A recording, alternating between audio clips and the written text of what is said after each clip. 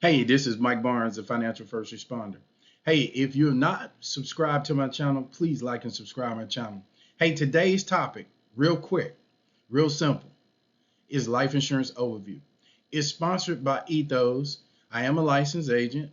They're going to provide a service to you which will allow you to go online and pick your coverage. So hold your thoughts, stay till the end, and let's see if this is something that you should have.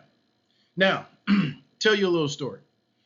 Been a licensed agent for, since 1994, 95, and I've paid death claims to families. And one of the things I notice when paying those death claims, and I just want you to think about this, I would normally bring a check or a actual, companies do it different now. They basically set up an account and then a person withdraws money based off of a card. Used to be just a check, but what happened with one individual was, and I remember it. This individual, she was a beautician, and she had never made over $35,000 a year, and her mom passed away, and her mom left her about 200, almost 200,000, and I apologized to her. I said, I'm really sorry that it's not a lot of money, and she said to me, she was like, well, um, this here is enough for me over the next 4 or 5 years. And I'll later tell you more about that story. But she was very appreciative that her mom did set some things in place for her. So, with that said, I want you to think about, do you have your financial situation in order? Once again, this is Mike Barnes, the financial first responder. This is for educational purposes only. I am a licensed insurance agent and investment advisor. Um, I would say that you want to take this information and use it to the best of your ability. And so it's the end of the year. And obviously, financial professionals want people to get started on the right foot and right track. I want you to take heed to what I'm saying, and let's get started. Why life insurance matters. Well, first of all, income protection. You see, we use something we call the dime theory: death, debt, income, mortgage or rent, and education. And it is to figure out how much you actually need in the event of your untimely death. It's never timely, it's untimely, right? You want to pay some debt off, you want to have some family security, and then, of course, there's estate planning that we have to think about. And so, the key here that I want you to think about is that you know when your birthday is, but you don't know when your death day is. So let's be ready. Types of life insurance. There's term. Now, term means temporary, right? For a period of time. Whole life, which means for your whole life. Index universal life, or IUL, is a hybrid of the two that I just mentioned. And then final expenses. So for the next few minutes, I'm going to break this down so that you can have the best information so that you can make the best informed decisions. Term. When we think about term insurance, we're talking about a period of time, right? It's temporary coverage. It's temporary coverage for a period of time. It's usually the lowest cost that you would ever pay for insurance. But because you're paying for just the insurance, not a savings plan, it has high death benefits. So an individual could get a higher policy and just pay just the premiums. Now, remember I was talking about the hairdresser, right? Um, Let me go a little step further. Some of the pros, if the hairdresser was to go out and buy insurance and couldn't afford expensive insurance, it's affordable. It gives your family coverage. If you're a young parent or a single parent, or just going in the military, or just starting on the force, or whatever your situation, you're just working in the hospital, this is a cheap way for you to make sure that you have affordable coverage. It's simple. You know that, hey, I can get 250,000, 500,000, $1 million based off of X amount of dollars a month. The cons are it will expire. Now, what do I mean by expire? It will expire at some period of time, meaning you will no longer have coverage and you will no longer be paying. There's no cash value or no cash buildup in this policy.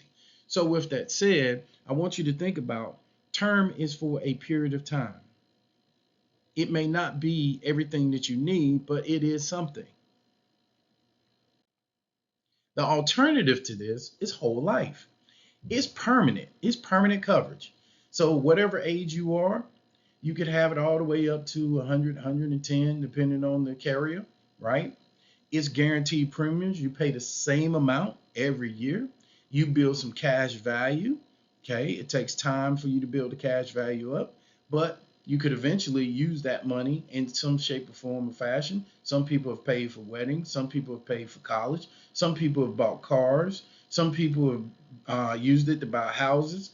There's many ways that people have used their cash value, even to start a business.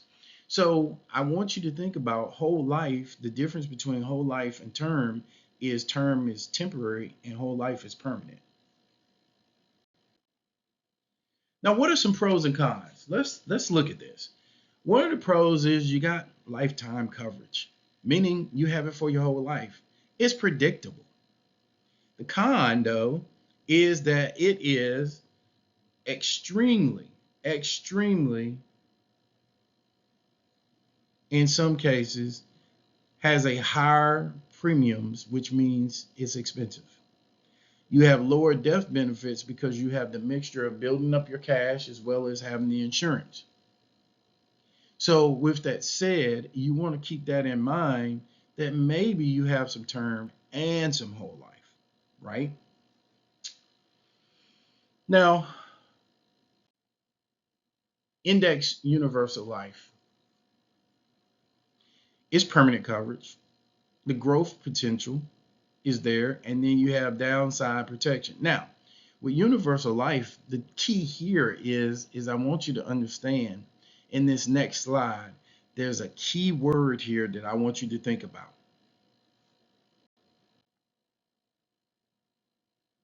One of the pros is that you can do retirement income potential by having money set aside. It's flexible, meaning you could change your premiums up or down.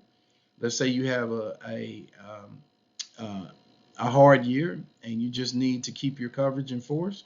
You can pay the minimum possible. Or let's say that you have a good year, you could put more in as long as we don't do what we call a modified endowment contract, which I'll explain that later, which means you don't want to overpay too much because you would actually make it taxable. Your concerns is that it's complex. You really need to sit down with a licensed agent or with a person, advisor who can explain this to you. There are some caps to this as far as what you can and cannot do, as far as how much money you can put in, and then the caps on interest. So there's some things that you need to be aware of.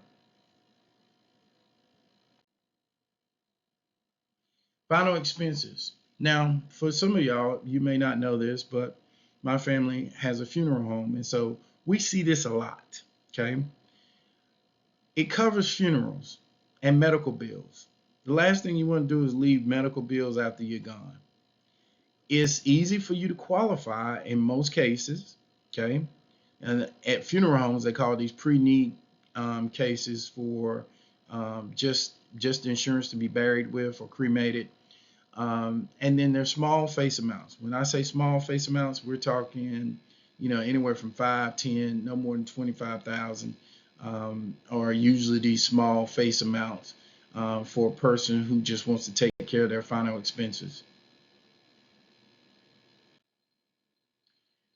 Who is each one of these policies for? Now, if you're military, obviously you're going to have SGLI or VGLI um, capabilities after you've served, when you serve, and after you've served. In most cases, most insurance is not portable, meaning that you can't take it once you leave your job if you work for the government. And so it's very important that you look at this stuff now because you may not be eligible, meaning health wise, to even qualify for additional insurance when you retire or when you leave service or when you leave work. So we always talk about term, right? And you hear people say buy term and invest the difference. Well, that's great if you do that. But we like to say that you want to have term and you want to have whole life, or you want to have index universal life, which is a hybrid. Because if you're a younger couple or a single individual, term works well for you. If you are a individual that wants to think about building wealth, maybe it's the index universal life policy. Oh, if you're a senior, maybe you have whole life and final expenses. Because what we want you to do is make sure that you have all your bases covered. Not for you, but for the loved ones you leave behind. Now, I am putting a link here with Ethos. They are my sponsor for this actual presentation. I am a licensed agent. That is my referral code. And then I have my website there as well if you want more information. Look, if you have not prepared yourself by now, today is the last day of the year.